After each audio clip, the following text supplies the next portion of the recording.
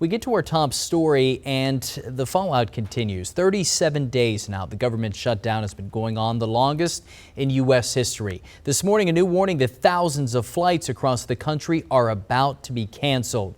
So if you have any travel plans soon, listen up. Here's Nicole D'Antonio with more from Washington. This morning, the government shut down reaching day 37 and putting a growing strain on air travel. The FAA reducing flight capacity by up to 10%, impacting thousands of domestic flights at nearly 40 major airports by this weekend.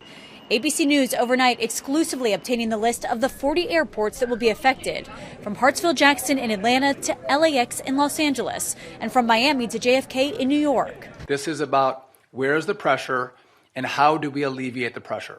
It comes as air traffic controllers and TSA officers go nearly 6 weeks without pay and are now increasingly calling out sick.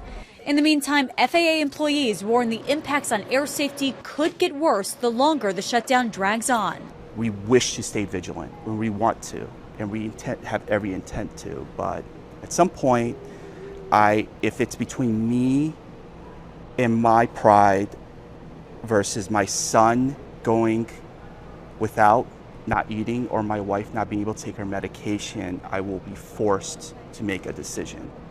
Overnight, United Airlines saying it will offer refunds to anyone who does not wish to fly while the flight reductions are in effect.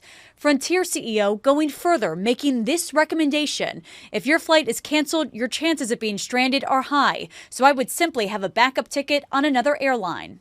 On Capitol Hill, cuts to Medicaid and healthcare subsidies are still the major sticking point, with both sides refusing to budge.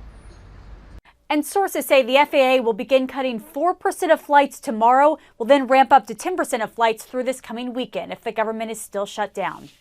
Nicole D'Antonio, ABC News, Washington.